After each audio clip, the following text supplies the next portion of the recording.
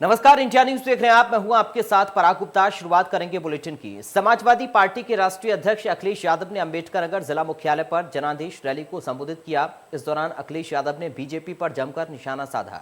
अखिलेश यादव ने क्या कुछ कहा, सुनाते हैं आपको। आभार प्रकट करना चाहता हूं और साथ ही साथ लालजी वर्मा जी, ये तो हमारे साथ जब से जुड़े हैं, मैं ये कह सकता हूं कि अंबेडकर नगर में और आसपास के क्षेत्र में अब बचने वाली नहीं है भारतीय जनता पार्टी। जब त्रिभुवन जी आ गए हों, त्रिभुवन जी पहले ही आ गए थे, त्रिभुवन दत्त जी, रामअचल राजभर जी, लालजी वर्मा जी और बगल के जिले के राम प्रसाद चौधरी जब साथ खड़े हैं तो बताओ सफाया होगा कि नहीं होगा।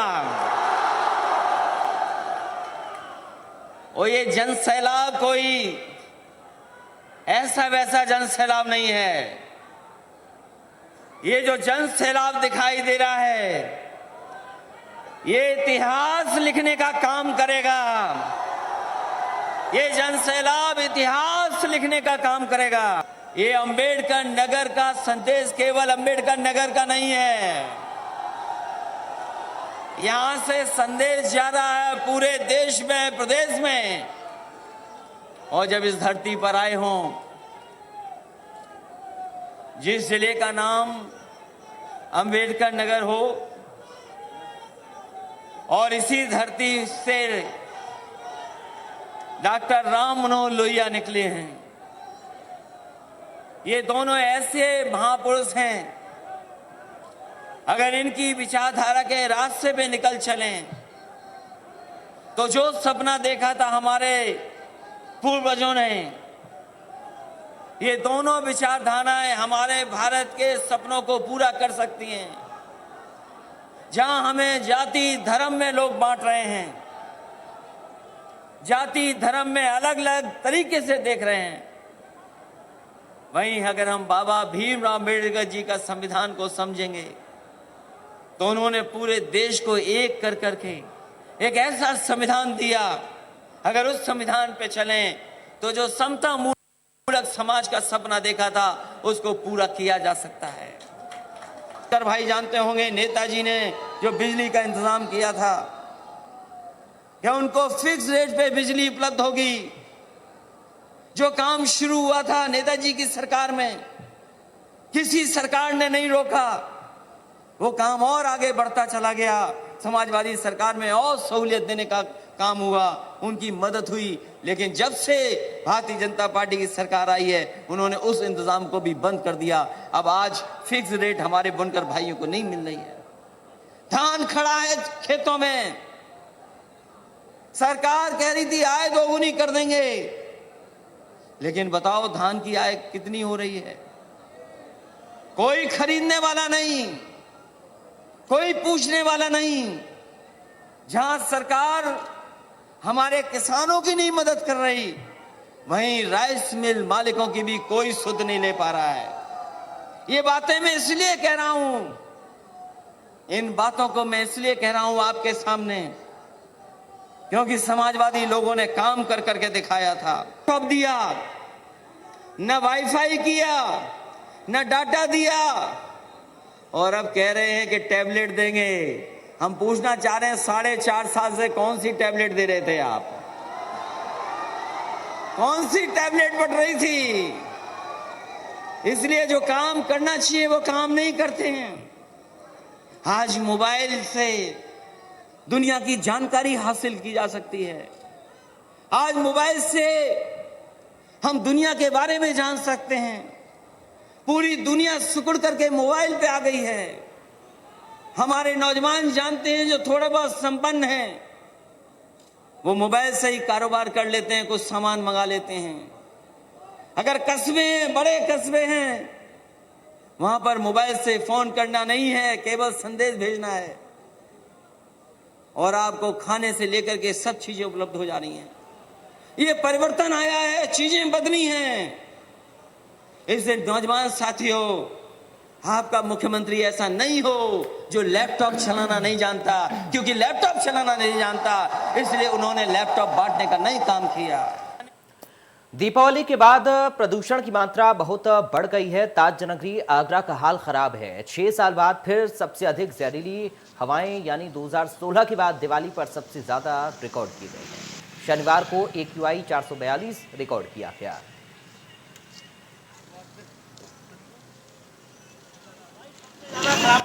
ताज नगरी आगरा की आबो हवा इस समय जहरीली होती जा रही है। लोगों की आंखों में जलन और सांस लेने में दिक्कत जैसी परेशानी खड़ी हो रही है। 2016 के बाद इस बार दिवाली पे इतना प्रदूषित आगरा शहर हुआ है। कहीं ना कहीं ताजमहल को लेकर सुप्रीम कोर्ट लगातार चिंतित रहा है, क्योंकि ताजमहल की जो खूबसूरती है वो इस प्रदूषण के कारण खराब हो रही है। Sanjay Singh, India News, Agra. प्रदेश सरकार की महत्वाकांक्षी परियोजना पूर्वांचल एक्सप्रेसवे जल्द ही जनता को समर्पित होने वाला है। प्रधानमंत्री नरेंद्र मोदी 16 नवंबर को इसका लोकार्पण करेंगे। लखनऊ से गाजीपुर को सीधे जोड़ने वाला ये एक्सप्रेसवे करीब 340.8 किलोमीटर लंबा है, जो कि पूर्वी उत्तर प्रदेश को पश्चिमी उत्तर प्रदेश से जोड़ने का काम करेगा। प्रदेश सरकार की महत्वाकांक्षी परियोजना पूर्वांचल एक्सप्रेसवे बहुत जल्द ही जनता को समर्पित होने वाला है। आपको बता दें, इसके लिए खुद देश के प्रधानमंत्री नरेंद्र मोदी 16 नवंबर को इस परियोजना का उद्घाटन करेंगे।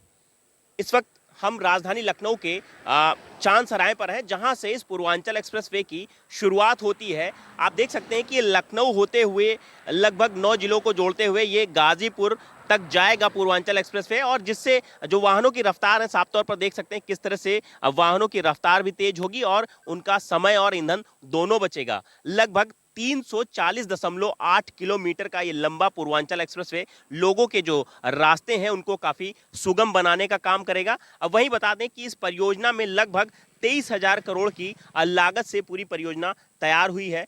वहीं अगर इस पूर्वांचल एक्सप्रेसवे से जुड़ने वाले जिलों की बात करें तो वो लखनऊ, बाराबंकी, अमेठी, सुल्तानपुर, अयोध्या, अंबेडकर नगर, आजमगढ़, मऊ होते हुए गाजीपुर तक ये पूरे जिलों को जोड़ेगा, जिससे लोगों के रास्ते काफी सुगम और आसान हो जाएंगे। वहीं आपको बता दें कि इस पूर्वांचल वे को इतना मजबूत बनाया गया है कि इस पर जो फाइटर प्लेन है वो भी उतारे जा सकेंगे आपातकालीन स्थिति में।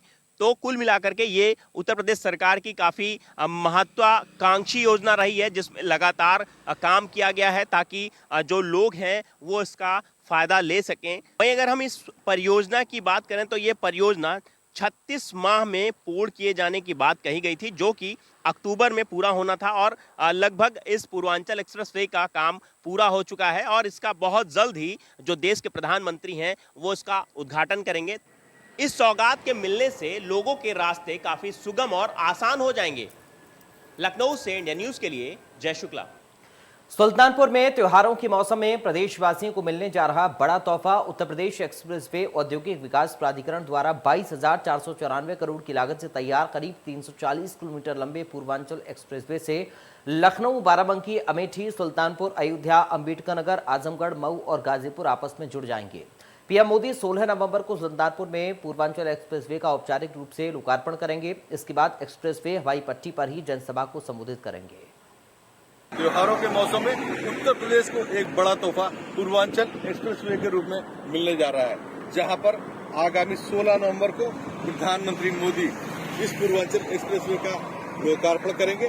और आपको बताते चले कि इस पूर्वांचल एक्सप्रेसवे पर हवाई पट्टी का भी निर्माण उत्तर प्रदेश एक्सप्रेसवे विकास प्राधिकरण द्वारा किया गया है। आपको बता दें, इस हवाई पट्टी पर 3 किलोमीटर का रनवे भी है, जहां पर भारतीय वायुसेना के विमान इमरजेंसी में अपने विमानों की लैंडिंग यहां पर करा सकेंगे।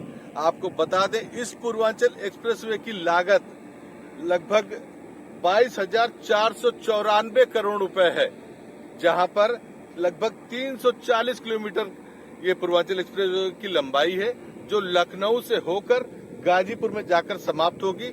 आपको बता दें, इसी पूर्वांचल एक्सप्रेसवे पर आगामी 16 नवंबर को माननीय प्रधानमंत्री नरेंद्र मोदी जी अपनी विमान की लैंडिंग, यहाँ पर उनके विमान की लैंडिंग होगी और इसी विमान पर लैंडिंग के बाद वे इसी पूर्वांचल एक्सप्रेसवे पर स्थित इस हवाई पट्टी पर जनसभा को भी संबोधित करेंगे और यहाँ पर पार्टी पदाधिकारियों को विजय का मंत्र भी देंगे। मैं रवि श्रीवास्तव, इंडिया न्यूज, सुल्तानपुर। प्रदेश सरकार की महत्वाकांक्षी परियोजना पूर्वांचल एक्सप्रेसवे जल्द ही जनता को समर्पित होने वाला है। पूर्वांचल एक्सप्रेसवे का 16 नवंबर को लोकार्पण होगा। इस शानदार परियोजना का प्रधानमंत्री नरेंद्र मोदी लोकार्पण करेंगे। शासन ने उनका कार्यक्रम लगभग फाइनल कर दिया है। योगी सरकार और उनके अधिकारी लोकार्पण की तैयारी में जुटे हैं। सुल्तानपुर जिले में कुरेभार के अरवल किरी करवद ग्राम पंचायत में एक्सप्रेसवे पर बनी एयर स्ट्रिप पर उद्घाटन कार्यक्रम तय होगा। इस समय हम उत्तर प्रदेश सरकार की महत्वाकांक्षी परियोजना पूर्वांचल एक्सप्रेसवे पर खड़े हैं। जल्द ही यह एक्सप्रेसवे जनता को समर्पित होने वाला है। 42,000 करोड़ रुपए की लागत से बने इस एक्सप्रेसवे का सुल्तानपुर जिले से लोकार्पण होगा। कार्तिक मास की एकादशी 16 नवंबर को प्रधानमंत्री नरेंद्र मोदी सुल्तानपुर जिले में एक्सप्रेसवे पर बनी एयर स्ट्रिप से आयोजित कार्यक्रम में इसका उद्घाटन करेंगे। यह एक्सप्रेसवे लखनऊ से गाजीपुर को सीधा जोड़ने वाला है। इसकी लंबाई 341 किलोमीटर है। यह जनपद लखनऊ, बाराबंकी, सुल्तानपुर, अंबेडकर नगर, आजमगढ़, मऊ तथा गाजीपुर से होकर निकला है।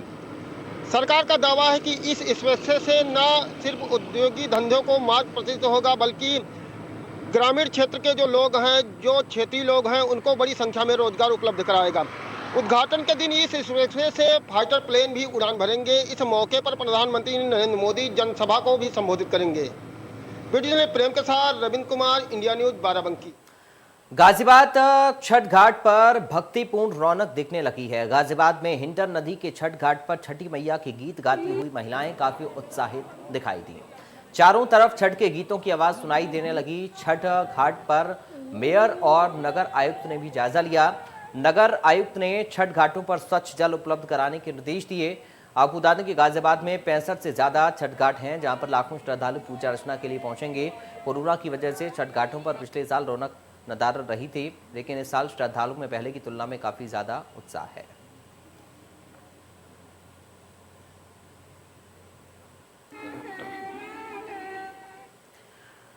बढ़ते आगे, बुलंदशहर के कोतवाली शिकारपुर इलाके में परशुराम चौक पर भगवान परशुराम की मूर्ति की पूजा अर्चना करना समाजवादी पार्टी के वरिष्ठ नेता राकेश शर्मा को भारी पड़ गया। पूजा अर्चना को लेकर सपा के वरिष्ठ नेता राकेश शर्मा पर मुकदमा दर्ज कर दिया गया। मुकदमे को लेकर शिकारपुर में ब्राह्मण जनसभा का आयोजन, जिसमें एसडीएम को दिए ज्ञापन में लिखा गया कि अगर मुकदमा वापस नहीं लिया गया और भगवान परशुराम की ढकी हुई मूर्ति को नहीं खोला गया तो जल्द बड़ा आंदोलन होगा। वहीं दूसरी ओर शिकारपुर के उप जिलाधिकारी का कहना है कि परशुराम की मूर्ति का लोकार्पण नहीं हुआ था, जिसको लेकर मुकदमा दर्ज किया गया है।